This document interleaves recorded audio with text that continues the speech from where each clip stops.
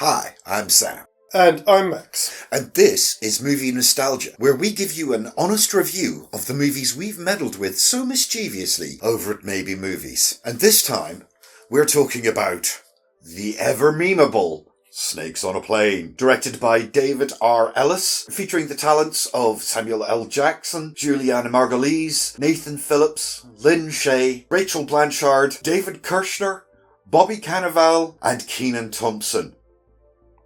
Amongst a few, but they're obviously I think they're the ones who really steal the show. Indeed they are, yes. Yeah, so this is from 2006. One of only 7 films directed by David R. Ellis. Oh, right. He did this, Cellular in 2004, Final Destination 2, which was the year before that. Okay. And then in 2009 he did The Final Destination. Oh, okay, so he's a Final Destination guy, right? Yeah, okay. yeah. Only passed away in 2013. Oh, I see. He did a lot more work as a second unit director. So stuff like 47 Ronin, the first Harry Potter film, Master and Commander, a lot of other films. If I can get a list together, I'll throw up some of the posters of some of the films that he was second unit director on. Okay, so quite a varied career then. But also... he was an actor, but he was, again, aside from being a second unit director, he was also best known as being a stuntman. Oh, gosh, he really did have a varied career. Yeah. That's what a lot of people know him for. I mean, I recognise his face when I saw him in interviews for this. Mm-hmm. So I know I've seen you in stuff, which is probably why a lot of the more visceral stuff in it looks more convincing, because he's a stuntman. Of course, yes, you've got a stuntman coordinating your film, basically. Yeah. Absolutely. You started. Do you want to go first? I always seem to go first on these. So. Oh, right. Well, no, but this one's, again, it's one of those pretty simple ones. I saw this for the first time for the show. Like so many films from the 90s and late 90s and early 2000s, I was a little too snobbish to watch it at the movies. It just sounded like such a ridiculous premise. It was like, oh, this is so silly, it can't surely be worth my time. But it's quite enjoyable. It's quite enjoyable. It's a guilty pleasure film. I'm glad I've seen it. It's an enjoyable romp. You can turn off your brain and just watch it. And I like films like that sometimes. Absolutely, yeah. You could call it the quintessential noughties popcorn movie. Yes, absolutely. Yeah, absolutely. It's same as well, I must admit, because this came out 2006. That was around the time, that was the same year that I moved back to Norfolk. So that was all going on and things like this. So there was no time to go and see it at the cinema. Same as you. I'd heard about like all the preamble that was going on the internet. There was some raccoons on a spaceship, or sheep on a surfboard. Yeah. Or the best one, which was ducks on a bus. Ducks on a bus. All of this kind of stuff that I'd go, and it just didn't do it any kind of favours. So I avoided it, and as far as I know, unless my brain is failing me, I think I watched it as well for the show. Okay. I think it was one that I'd never got around to thinking, yes, I need to spend an hour and a half, 2 hours watching that particular film. Well, that's the thing about it. The title alone sounds like something an 8-year-old would come up with. It kind of shoots itself in the foot by being so direct with its title, I think. My understanding is that it came from... There was like a filmmaker's happy hour, if you like. Oh, right, and they were challenging each other to come up with the most ridiculous premise for a film. Mm-hmm. And one of the guys there suggested this because from a script for a film that was called originally Venom. We are Venom. But it was basically this. Right. Okay. Yeah. And so over many beers they came up with this title. There's quite a lot of stuff about this. So the Samuel L. Jackson's agent released a thing saying that I wanted the film's title changed because there's no way Samuel L. Jackson would appear in a film called Snakes on a Plane. And very quickly, Samuel L. Jackson stepped up and put the record straight, went, no, don't do that. I'm only in this film because I know what the title is. Okay, fair enough. I mean, and you can tell, because Samuel leans into his character, he plays it straight all the way, even though you can tell that everybody knows how ridiculous this concept is. I mean, I almost wonder if there was an earlier version of the script that was much more comedic. That's curious, because the film was originally a PG-13. Uh-huh. Oh, no, we can do this now. I was going to do the synopsis, but we never do anything in any particular order. So. No, of course we don't. Because I was going to say, it's an interesting one to talk about, because it's kind of like, unless you can think of anything else, the earliest example of the burgeoning internet community and that kind of dialogue that the audience has with movies that we've kind of got used to now. That's like why I said at the beginning, it's a very excessively memed film. Yeah, because the whole kind of thing started about 6 months before the film came out. Again, a few internet bloggers got hold of it, started talking about it. That's where all of the parodies came from. Absolutely. But as you said, it just created so much hype for the film. But curiously enough, there's a company, and I think they're called Snakes on a Blog. It was a blog that was, they kind of, the people who were talking about it ended up creating their own blog called Snakes on a Blog to kind of consolidate all of the information and all the people who were talking about it. Okay. And New Line Cinema reached out to them. Oh, wow. And said, what are people talking about? What are they saying? Blah, blah, blah, blah, blah, blah, blah. So they then went back and did an extra 5 days reshoots. That's why that bit with the line stands out so weirdly. Because it's from one of the internet memes. It was never in the original film. Yep. That was one of the things they added back in. Because the tone of that shot is... It stands out. It's like, there's this tone here, and then that one scene goes, woo! Yeah, some of the more visceral deaths in it were added in. The couple getting jiggy with it in the... Yeah, I did notice the excessive boobage shots. Yes. They were like, oh no, we are totally putting nipples in here. Yes, that was all I did in the reshoots from what they found out that people wanted to see. Okay, right, yeah, Which is why it went from a PG-13 to an R rating. Right, yeah, then you're right. It is a really good early example. I mean, the very earliest example of the internet community sort of exploding around a film really was the Blair Witch Project. We're here now. Hungry. Yes. But that wasn't the same kind of dialogue. That was about people being invested in the story. And everything like that. Whereas this is, as you say, as a dialogue back and forth. And I think that's probably one of the first times you can talk about that. Yeah, absolutely. Exactly, yeah. I suppose the only other one, again, we should really mention if we're talking about that, is Phantom Menace. And that would have been the Oh, right, the changes that were made because of the... Well, just, the prequel trilogy. Yes. Was probably the earliest one that we can say that it had an internet impact. Oh, I see, yes. The things I read out of media and all that kind of thing. Oh, yeah, it launched a lot of careers on the internet. Yeah, absolutely. Star Wars The Phantom Menace was the most disappointing thing since my son. But no, it was nice again, even on the Blu-ray, on the DVD, there's a featurette with the guys who did all of this as well. Oh, right. And they got invited to the premiere. Oh, nice. So, they're really... wow. But this is obviously back when this thing was kind of... Again, isn't it strange how you always look back and everything seems so much more innocent than it is today? Because now, studios don't listen to the audience. Oh, no. If anything, they deliberately go against the wishes of the audience. Yes, unfortunately. As you can probably tell, 2006, Snakes on a Plane. A very silly movie. Logistically impossible.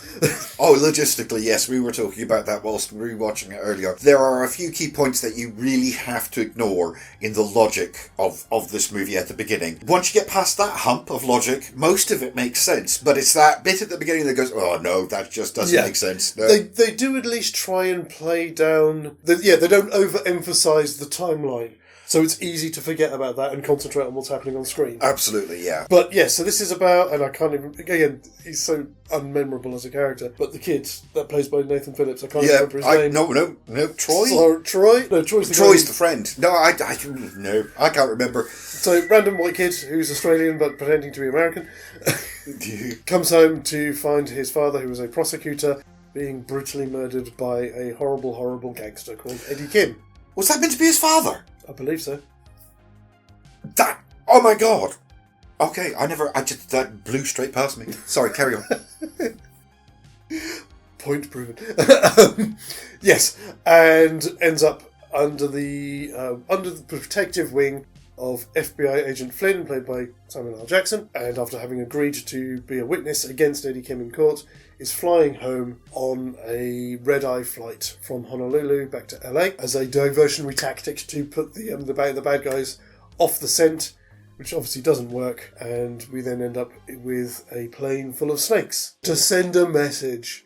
Yes, indeed. It's another interesting one for these kind of like the effect side of it. I mean, yes, all of the venomous snakes that you see in the film are CGI'd or animatronic, but they still had something like 450 snakes on set. Yes, I'm not surprised. There were quite I was watching it again. In my brain, almost all of them had been CGI the first time I watched it, but watching it again, I realised how many live snakes there really were. Yeah. Yeah. And again, because of the... I should remember this from watching Biblioidian, I can't remember what it is, but it's the adaptation thing where a lot of non-venomous snakes will mimic...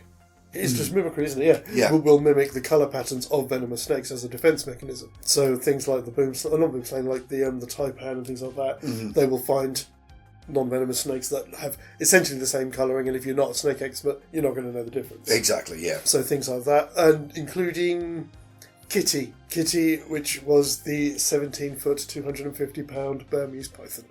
Oh, you wouldn't see me getting anywhere near that snake on set, I tell you. It was interesting, and again, I know, I think you've probably read more about snakes, but one of my friends, Dave, who I used to work with in hospitality, used to keep snakes. Oh, right, okay, yeah. And for a while he was on loan to one of the other hotels in the group, I'd have to, because we all lived in staff accommodation, to go around and feed the snakes. Oh, I see. Yeah. And he had a 11-foot Burmese python.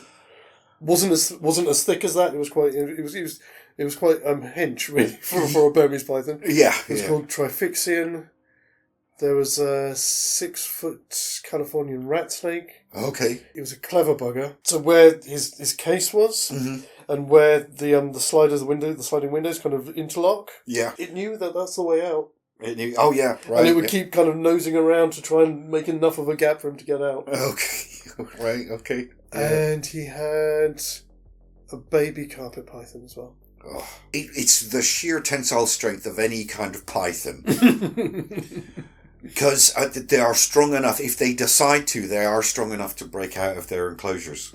It's just that they have to decide to. And then once they're out, if they decide to wrap around your arm is screwed. Yeah. If they decide to wrap around your neck, that's it, you are gone, See, a venomous snake, you can keep a distance. They're generally not that strong. Yeah. You can keep them in their container. Whereas if a constrictor decides to get out, you are in trouble. Xadrum is more than just curious content on YouTube. We're also a small publishing house, with books covering a range of genres from 1940s pulp adventure to children's novels, and even a touch of the macabre for those who like their literature on the dark side. Our titles are available in both paperback and ebook formats. Ebooks are available on Amazon, but physical copies can only be bought exclusively through our website at xadrum.com. Jeff's got enough cash as it is, so why not help us little guys grow and thrive? Links can be found in our banner and in the description to all of our videos, and we look forward to helping you indulge your itch for escapism. Looking back on it now, and again, getting to watch it again, it's a lot better than the negative hype kind of led it to be. Because I mean, regardless of all of the hype that it had on the internet, it didn't do very well. Didn't it? No, so it was made for a budget of 33 million. It took 15.6 million in its opening weekend. Okay. And then went on to take 62 worldwide. Oh, I see. Yeah. I see. So right. Obviously, this is a surprise because all of the hype made it seem like it was incredibly popular. Well, that's interesting because it's not a bad film. It's not a badly made film. There are some nice layers in there as well. Just little nuances. Yeah. I mean, things like the character 3Gs. He's the bad boy rapper. Yeah. Who doesn't want anyone to touch him, and the obsessive hand cleaning and stuff. Yeah. Which makes me think. I can't remember if it was around that time. I thought it was a few years later. Did you ever hear about this story? There was one time when Eminem came to the UK and he landed here and basically threw a massive hissy fit because they didn't have the right type of moisturiser. Yeah, that sounds like a rock star, rap star. Yeah. So I don't know if it was a commentary on that, but I thought that was a little bit too... I thought that was a few years after that. But yeah, so little things like that. So there is depth to these characters, which you wouldn't expect in such a brazen premise for a movie. Yeah, like I said earlier on, I wonder how many iterations the script went through. Because there's some extremely silly stuff in it, and there's some, like you say, well-layered stuff, There is an onion-like quality to certain parts of the film. And... it's like, I almost feel like at one point there was a very silly version of the script, and then there was a more serious version of the script, and somewhere in the middle, they met a middle ground. Yes. Of comedy versus tension and character. It works quite well. The only thing that doesn't ring true for me is the relationship between Samuel L. Jackson and Nathan Phillips. I agree. It's I agree. overplayed. I feel like there may be some removed scenes of character development between them. They had a few scenes that showed like a developing relationship between them and the talking back and forth. But the depth of relationship and friendship they seem to have at the end was Yes, it's a little bit... It jars with what's gone before. Yeah. Yeah, there was nothing in there that's... It's not like they don't like each other, but... There's nothing in the film that shows that level of bonding between them, because most of their scenes then, or rather most of the time, they're not in scenes together. Yeah, exactly. Sorry, minor spoiler, so do skip ahead if you don't want to see this. But, there's no moment... oh no, I suppose. But then again, that's right at the end. But there's no big moment in the film where one saves the other. I mean, there is at the end. Yes. It's so ham-fisted in there, it just feels... You wouldn't develop the kind of bond that they seem to have right at the end from that incident. Yeah, well, because the way it seems at the end, it's almost like, we've been in the trenches together. Exactly. And like you say, there are loads of scenes. The majority of their scenes are separate from each other. Yeah, well, they are together, they're at loggerheads. Yeah, yeah, exactly. So, I mean, again, it's not bad writing, but I feel like there's an unearned relationship at the end of the film. I agree. That does stand out tonally. Which will probably, I mean... I don't know, have you got anything else you would like to add at this juncture? I can't think of... I think I've said everything, except, my final thoughts, of course. Agreed. So, I mean, obviously, judging this one as a popcorn movie, I think it deserves... Again, it's another one. I could give it the 2, but I think... No, I am going to... It's going down rapidly in my mind. Sorry, guys. It's 2 is very good, but then again there's that. But then there's also that. 1 hour later. I'm going to settle on 1.5 because, I have enjoyed watching it back and I have enjoyed watching it. I did feel it didn't give me the hype that, say, like the first couple of times that I watched it this time. I'm going to give it 1.5. Again, as you rightly said at the start, it's a good switch your brain off movie. Have a beer, have some popcorn with some friends, you'll enjoy it. And it is one of those films that's worth going back to and giving another look. As for myself, I'm going to simply give it a solid 1. It's an enjoyable romp. If you enjoy something like that, disaster movies, snake movies, nature mock movies, it's worth your time, but it's not going to change your life in any way. It's just an enjoyable romp worth your time. Okay. That's it. That is it. Oh. Sorry, excuse me. Excuse you? Hold on a second. Hello? Uh-huh. Oh, really? Oh, well, that is good news. Oh, fantastic. Yeah, I'll make sure to tell him, yeah. Yeah. Okay, cool. Thank you. Yeah. Cool. Thanks. Bye.